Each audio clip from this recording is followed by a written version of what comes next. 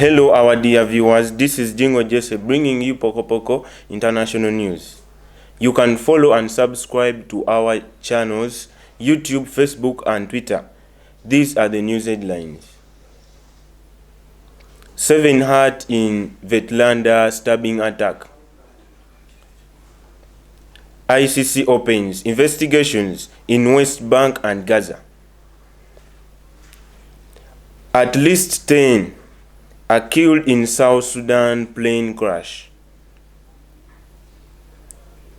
3 police officers from the coup hit Myanmar seek refuge. The reggae legend Bunny Waves dies at 73. Let's have the news in details. A man has injured about 7 people in a knife attack in Vetlanda town in South Sweden. Our reporter Jingo Jesse has this in details. A man has injured 7 people in a knife attack in Vetlanda town in South Sweden. The 22-year-old assailant struck in the center of Vetlanda on Wednesday. The suspect that we have in custody right now, he's 22 years old and he lives here in Vetlanda. He's original from Afghanistan. The suspect was shot in the leg by the officers, but in a stable condition in a hospital and has been questioned by police. Police were treating in the case as attempted murder, but have not been ruled out a terror motive. The suspect was shot and arrested within minutes of the first emergency call after one eyewitness, Floris Asa Kalavis, heard a scream from a street and he saw a man enter the store shouting that he had been stabbed and blood was pouring from his shoulder. At a news conference, police said that a man was arrested with a knife in hand and confirmed he was an Afghan citizen. According to the local police, the suspect moved to Sweden in 2018 and he was previously known to the law enforcement agencies but was only suspected. However, police investigations are ongoing into whether there is a terror motive linked with the attack. This is at more odds with prosecutors who earlier said that terrorism had been ruled out of Sweden. Officers raided an apartment in Vetlanda, believed to be the man's home. They took away evidence and spoke to the neighbors about the issue. Extra police has been put in patrol in the area. Jingo Jesse, MRU TV. The International Criminal Court's chief prosecutor has opened a formal investigation into alleged war crimes in Palestinian territories. Buembo Martin has this in details. The International Criminal Court's chief prosecutor has opened a formal investigation into alleged war crimes in Palestinian territories. Last month, the huge-based court ruled that it could exercise its criminal jurisdiction over the territories.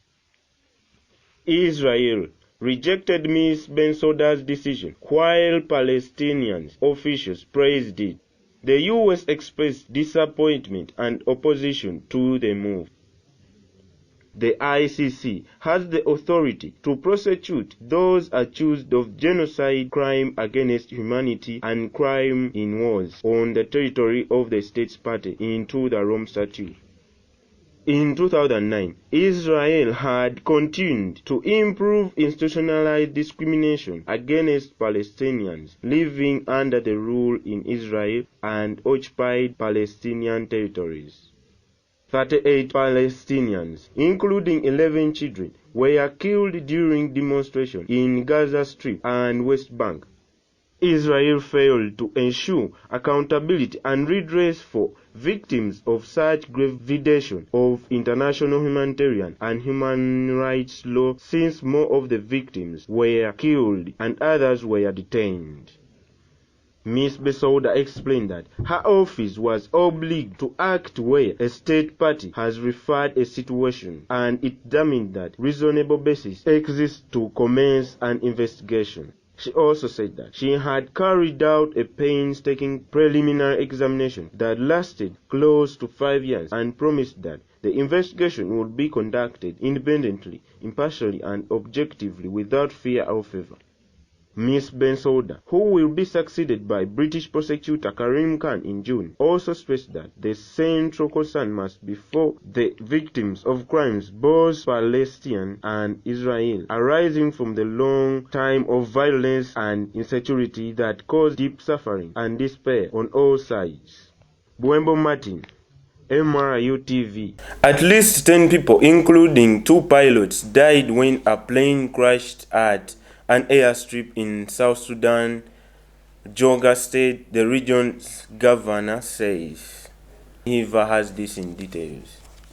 At least 10 people, including the 2 pilots, died when a plane crashed on Tuesday at an airstrip in South Sudan's Jonglei State. The regional's governor said it was with great shock and horror to receive the news of the plane crash of South Sudan Supreme Airline that happened. 10 people, including the 2 pilots, lost their lives. Several planes have crashed in recent years in South Sudan, a country emerging from a civil war that broke out in 2013, 2 years after it gained independence from Sudan. The latest crash is the second such incident reportedly involving an aircraft operated by the same regional airline. By Nakamate Eva, MRU TV.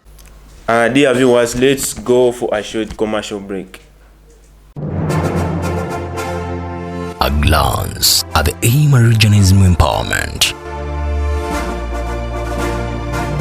When you take a sport or either take a deep look at the way the Americanism department is devoted to the practice. It is hands-on to every participant and backed by the well-stocked studios of Royal FM and MRU TV. The department has fed the group of practice with outstanding personnel backed by professionals in the practice, and it is seen from the products of the different students. Take a glance at every sector.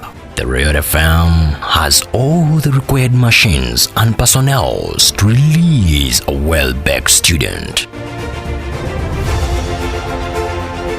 The MRU TV now has some of the most competitive programs in the media world. It is Mutesa One Royal University Journalism Department.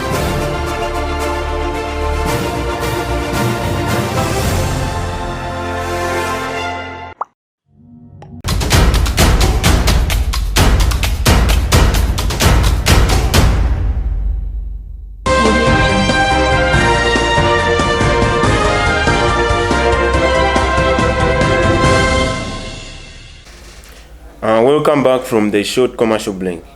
Let's continue. Police constables cross over the northeastern state in Mizoram to seek refuge rather than carrying out Myanmar military orders. Our reporter Nangoli Eva has this in details. The 3 police constables have crossed over the Indian's northeastern state of Mizoram to seek refuge there, rather than carry out orders given by the military government on an Indian police official said on Thursday. The 3 men came across the border near the town of North on Wednesday, and local authorities were assessing their health and making arrangements for them. The police superintendent in Mizoram's Satship district said what they said is they got instructions from the military rules which they cannot obey, so they have run away. From Nangoli Eva by MRU TV. One of the reggae's most important voices, Bunny Wailer, has died at the age of 73. Nachigude Ruth has this in details.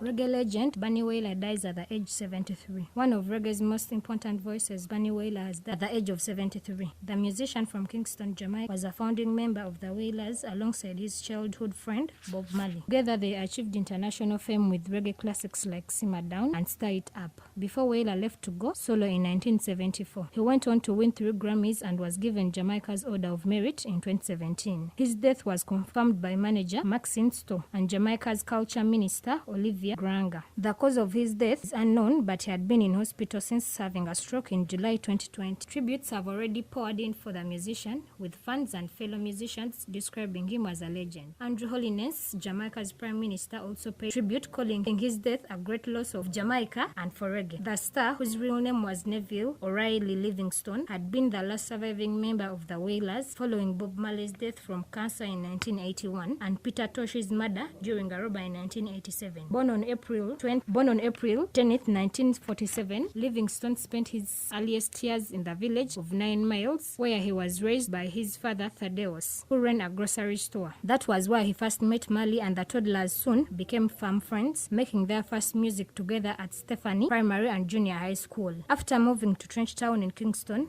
they met Peter Tosh and formed a vocal group called the Wailing Wailer. The area was poor and afflicted by violence. In December 1963, the band entered Coxsone Dodd's infamous Studio 1 to record Marley had written Calling for Peace in the ghettos of Kingston. Free from the band, he began to work on his solo album, Black Heart Man, which included classic songs like Dreamland and Fighting Against Conviction. He went on to release several acclaimed albums, including 1981's Rock and Groove and 1980's Bunny Wailers, which saw him revisit some of the band's classic material. In the 1990s, he won the Grammys Award for Best Reggae Album 3 times, with each of these records extending and preserving the legacy of Marley and the Wailers. I'm satisfied knowing that I'm serving the purpose of getting reggae music to be where it's at. I'm proud to be part of that, Wailer said. Nachigude with MRU TV.